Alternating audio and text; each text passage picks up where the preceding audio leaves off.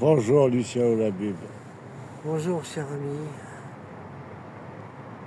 Ça va mal finir, moi je te dis. Bah oui mon cher ami, mais pourquoi tu dis ça? Tout dépend si le verre est à moitié plein ou est à moitié vide.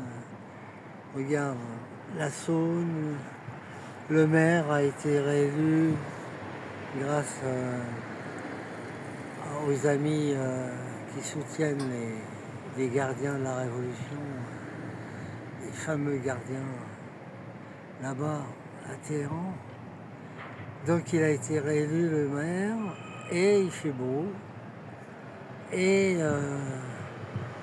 comme ça, il y aura plein de gens qui vont abandonner leur voiture.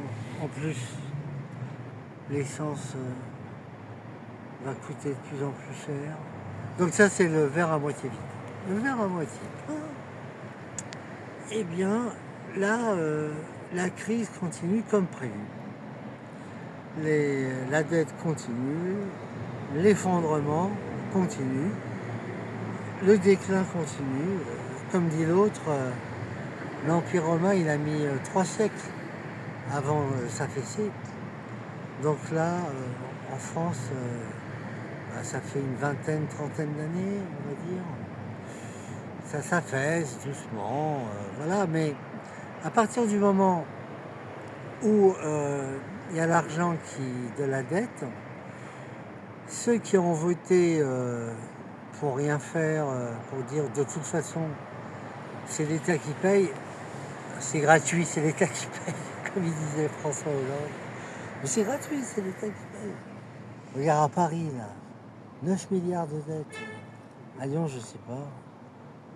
La France, 40, 50, 60 milliards de dettes par an, d'intérêts. Enfin bref, mais il y a une sorte de rêve, de cauchemar éveillé. On est dans un cauchemar, et tant que tu n'es pas réveillé, et on a beau te pincer, eh ben tout va bien.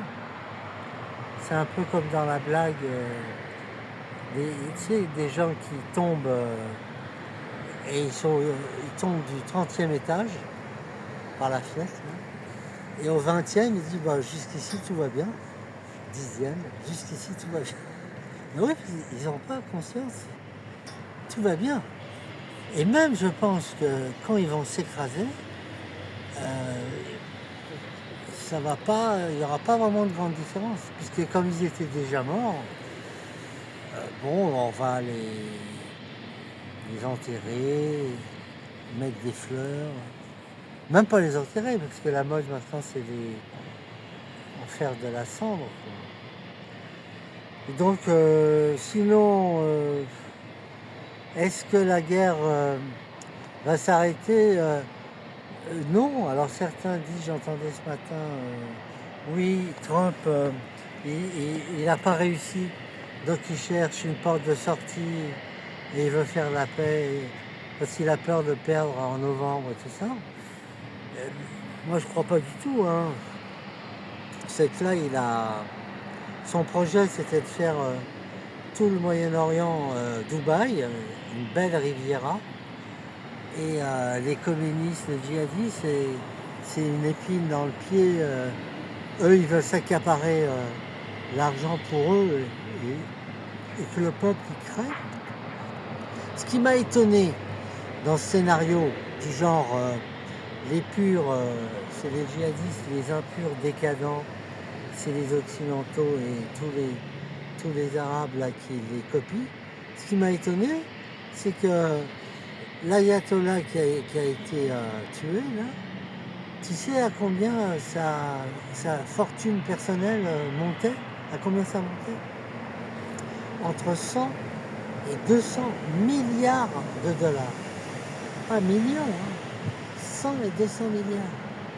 C'est un peu comme les hypocrites saoudiens et autres qui mettent les femmes dans des KGB ambulants là et qui se payent des hôtels, des palaces et tout ça, qui amènent des call girls et tout, et qui empêchent leur peuple de vivre. Hein. Et bon, là-bas, c'était pareil, quoi. Ils s'accaparent l'argent. La femme d'Arafat, par exemple, elle avait 900 mètres carrés avenue Foch. La fortune d'Arafat était incroyable. Les principaux dirigeants du Hamas, ils avaient des sortes de super villas en bord de mer, mais protégées. Et pareil à Cuba, ailleurs. C'est fais ce que je te dis, ne fais pas ce que je fais. C'est plusieurs millions. Non mais c'est invraisemblable l'hypocrisie. Par exemple, la PDG de France Télévisions, qui est très remontée, extrême droite, machin, tout ça, elle gagne 30 millions par mois. 30 millions par mois. Et enfin, il y en a combien qui gagnent, évidemment, il y a 30 millions, même 100 000 par mois déjà, même 30 000 par mois, mais 30 millions alors. Et pour François Hollande, t'es riche à 4 000 euros, t'es riche, alors que lui il touche 30 000 euros par mois. Enfin bref, donc c'est possible que c'est mal fini et que ça va mal finir. Peut-être que les gilets jaunes vont revenir, mais en tout cas, ça sera pas en portant le drapeau des léninistes habillés en cuir, ni non plus des soi-disant identitaires qui soutiennent les djihadistes en réalité. Il y aura des surprises. Ok. Donc ça va bien finir en fait. À la prochaine, Lucien. À la prochaine.